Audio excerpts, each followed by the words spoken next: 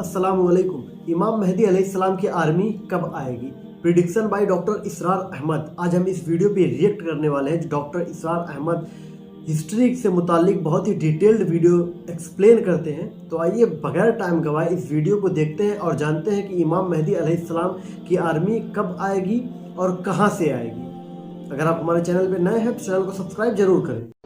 जब हजरत मेहदी की क़यादत में मुसलमान साहिब ईमान अहले अरब यहूदियों और ईसाइयों की ताकत से टकराएंगे तो उनकी मदद के लिए दो जानिब से अल्लाह ताला कुछ भेजेंगे मदद। एक तो आखिरी मरहले में मदद आएगी, हजरत मसीह ईसा इब्न मरियम का नुज़ूल, जो यहूदियों की तरफ रसूल बनाकर भेजे गए थे। उन्हें यहूदियों ने अपने ख्याल में सूली पर चढ़ा दिया, लेकिन अल्लाह ने फरमाया वमा सलबूहु वमा क़तलूहु वलाकिन शुब्बिहा लहुम बल रफ़अहुल्लाहु इलैहि। अल्लाह तो अपनी तरफ उठाकर ले गया। और अहादीस सहीहा जो कि हमारे यहाँ मुतवातिरा के दर्जे में है, वो अहादीस जो सही हैं की है, उनसे साबित है कि हजरत ईसा इब्न मरियम दोबारा जमीन पर आएंगे इंशाअल्लाह। और यहूदियों का सबसे बड़ा सरगना जो खुद मसीह होने ही का दावा कर रहा होगा, मसीह दज्जाल, उसे हजरत मसीह कत्ल करेंगे। लेकिन एक दूसरी हदीस से मालूम होता है कि मशरिक से फौजें आएंगी हजरत मेहदी की मदद के लिए। यखरुजून नासुम मिनल मशरिक युअद्दऊन लिल महदी यानी सुल्तानहू। मशरिक की तरफ से फौजें आएंगी कि जो महदी की हुकूमत को मुस्तहकम करेंगी। खुरासान का लफ्ज आता है एक दूसरी हदीस में। खुरासान से आलम चलेंगे, उन्हें कोई नहीं रोक सकेगा, यहां तक कि वो यरूशलेम में जाकर नस्ब हो जाएंगे। अल्लाहु अकबर। और हुजूर के जमाने में अच्छी तरह समझ लीजिए, हिंद किसे कहते थे हुजूर के जमाने में? पाकिस्तान हिंद में शामिल नहीं था। सिंधो हिंद, सिंध एक मुकम्मल मुल्क था, हिंद उसके बाद शुरू होता था। अच्छा। ये राजपुताने का और थर का डेजर्ट जो है, इससे आगे जो हिंदुस्तान है वो हिंद था। ये जो हमारा पाकिस्तान है ये हमेशा हिंद में शामिल नहीं रहा। हुजूर के जमाने में बिलखुसूस सिंधो हिंद, दरियाए सिंध चला आ रहा है। ये सारी ट्रिब्यूटरीज जो पंजाब के अंदर उसकी हैं, ये सब एक अलहदा मुल्क है जो उस जमाने में सिंध कहलाता था। और नंबर 2 याद कीजिए, उस जमाने में खुरासान एक इलाका था जिसमें मौजूदा अफगानिस्तान का 2/3, थोड़ा सा हिस्सा ईरान का, और जहां तक मैं तहकीक कर सका हूं आज तक, पाकिस्तान का भी इलाका, खास तौर पर मालाकंड डिवीजन जो उस खुरासान में शामिल है। खुरासान से आलम चलेंगे जो जाकर यरूशलेम में नस्ब होंगे इंशाअल्लाह। यहां भी एक नुक्ता नोट कर लीजिए, पहले भी यरूशलेम हमसे छीना था। किसने छीना था? ईसाइयों ने, क्रूसेडर्स। वापस कौन लिया, किसने लिया?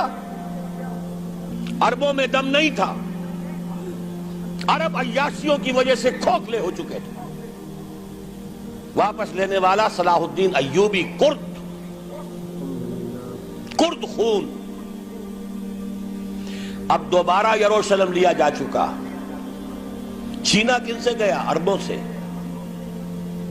अरब वापस ले सकते हैं? कोई अंदेशा अगर हो सकता था इराक के बारे में कि शायद इसके एटमिक दांत निकल आए, जो साजिश की गई, जिस तरह इस अहमक और पागल सद्दाम हुसैन को दाम में फंसाया गया। सद्दाम 100 जाल, दाम कहते जाल को, 100 सद्दाम, उसमें जो फंसा है तो अगला पिछला खाया पिया सब उगलवा लिया। और है ही कौन? उसके पास एटमिक हथियारों का जखीरा मौजूद है और किसी के वो एटमिक दांत भी निकलने नहीं दे रहे। پاکستان کے اوپر کتنا دباؤ، اور ہمیں نہیں پتا کتنا کچھ دباؤ قبول کیا جا چکا. یہ تو سبھی مانتے ہیں. کیپ کر دیا گیا، روک دیا گیا، آگے تو نہیں بڑھ رہا، یہ تو سبھی مانتے ہیں. رول بیک بھی ہو گیا یا نہیں کچھ پتہ نہیں. لیکن کسی صورت یہ نہیں تسلیم کریں گے، قبول کریں گے کہ کسی مسلمان ملک کے پاس ایٹم بم آ جائے. یہ بات تو ہے. یہودیوں کے پاس ذخیرہ موجود، سب جانتے ہیں. بہرحال یہ جان لیجئے اس علاقے سے امید ہوتی ہے سندھ اور خراسان. حالات بہت خراب ہیں ہمارے، اور حالات بہت خراب ہیں افغانستان کے بھی، لیکن حالات کے بدلتے اللہ تعالیٰ کی مشیت کے تحت دیر نہیں لگا کرتی. بے شک.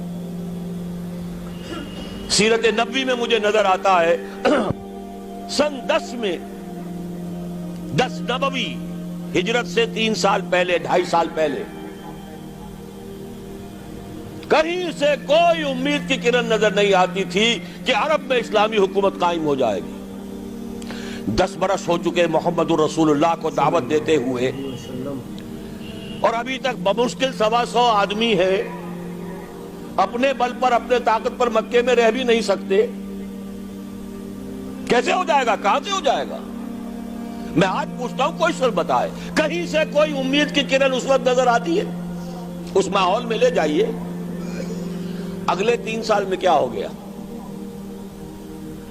پہلے سال 6، اگلے سال 12، اس سے اگلے سال 72، اور بیعت عقبہ ثانیہ، ہجرت، اور وہاں سے اب حضور کی طرف سے انیشیٹ شروع ہو گیا، انیشیٹو.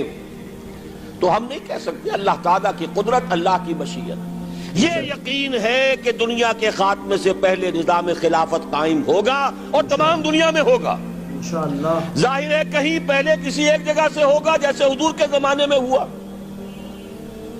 اگر بیک وقت پوری دنیا میں ہو سکتا تو حضور کے دست مبارک سے ہوتا. اگر حضور کے دست مبارک سے بھی ایک ملک میں ہوا، جزیرہ نما عرب میں ہوا، پھر حضور کے امتی ہیں نا، ابو بکر ہیں، عمر ہے، عثمان ہے، صحابہ کرام کی فوجیں نکلی ہیں، امتی ہیں. امتیوں کے ہاتھوں اس کی توسیع ہوئی. اب بھی یہی ہوگا، کسی ایک علاقے میں ہوگا. میرا گمان ہے، میں یہ یقین سے نہیں کہہ سکتا. گمان بھی میرا ان احادیث کی روشنی میں ہے جو میں نے آپ کو بتا دی اور موجود ہے اس کتابچے کے اندر. علامہ اقبال نے بھی انہی کے حوالے سے کہیں کہا ہے، میرے عرب کو آئی ٹھنڈی ہوا جہاں سے، میرا وطن وہی ہے، میرا وطن وہی ہے. اس علاقے سے کچھ ہونے والا ہے اور ہوگا انشاءاللہ. میری زندگی میں نہ ہو، آپ کی زندگی میں نہ ہو، کوئی پرواہ نہیں. حضرت حمزہ تو شہید ہو گئے غزوہ احد میں. 5 سال کے بعد حضور مکے میں داخل ہوئے ہیں فاتح کی حیثیت سے. حضرت حمزہ کی نگاہوں نے، ان آنکھوں نے تو نہیں دیکھا، عالم ارواح میں اللہ نے کیا مشاہدہ کرایا ہوگا انہیں، وہ تو ہمیں معلوم نہیں. بعض صحابہ شہید کر دیے گئے مکے ہی میں. بہت بڑی کامیابی. اپنی جان لگا دیں، اپنے آپ کو کھپا دیں، اپنے آپ کو مٹا دیں. جس طرح روڑی کوٹ کر بنیادوں میں بھر دی جاتی ہے، ہماری ہڈیوں کا چورا بنا کر اور ہمارے خون کے اندر اسے گوندھ کر اگر وہاں ڈال دیا جائے، اس سے بڑی سعادت کوئی نہیں. اس پر تعمیر ہو خلافت علی منہاج النبوہ کی، ہم اس کی بنیاد کے اندر دفن ہو جائیں، یہی بہت بڑی سعادت ہے. لیکن یہ ہوگا. میں نے عرض کیا تھا کہ یقین ہے مجھے کہ ہوگا، اور ہر صاحب ایمان کو یقین ہونا چاہیے کہ ہوگا.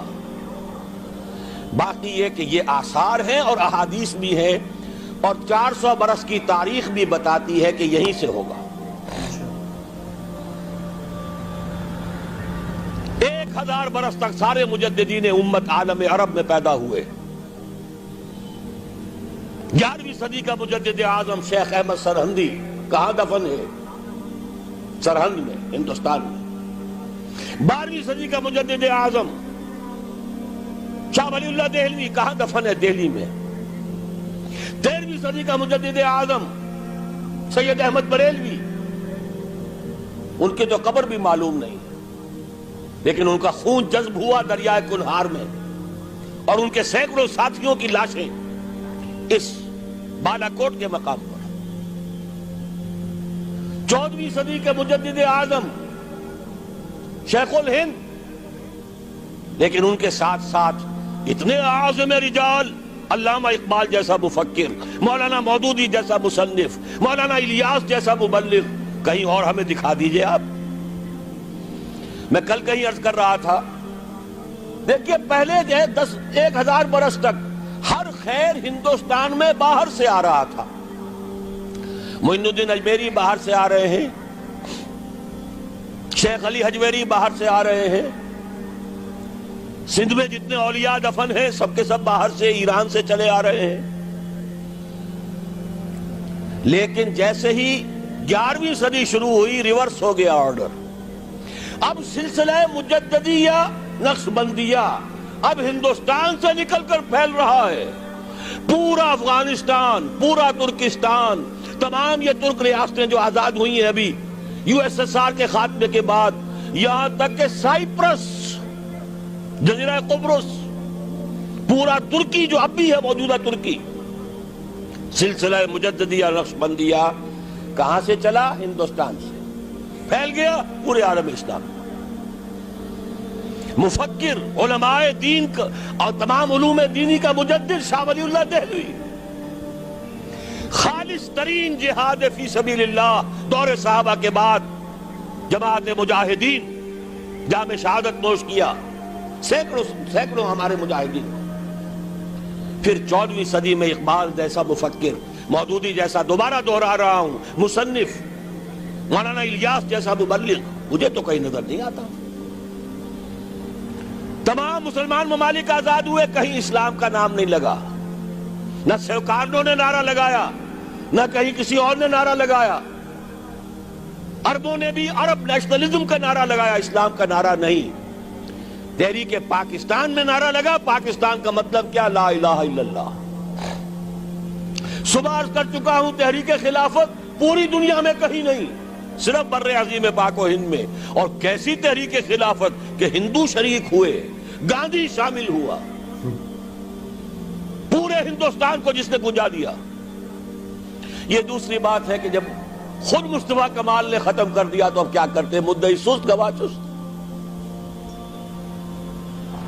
نوٹ کرنے کی بات ہے، کچھ آثار ہیں، 400 سال کی تاریخ ہے، بتا رہی ہے پاکستان کا قیام خود ایک معجزہ۔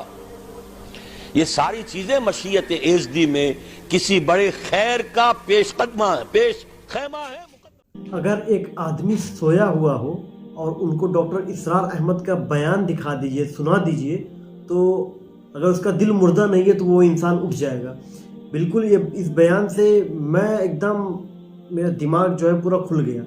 مطلب بتائیے کس طریقے سے امام مہدی علیہ السلام آئیں گے، حدیث کا حوالہ دیا انہوں نے، اور بہت سی ایسی باریک چیزیں انہوں نے بتایا جو ابھی تک ہم لوگوں کو نہیں معلوم تھا، اور شاید جو یہ ویڈیو دیکھ رہا ہے آپ کو بھی اتنی باریک ڈیٹیل نہیں معلوم رہی ہوگی۔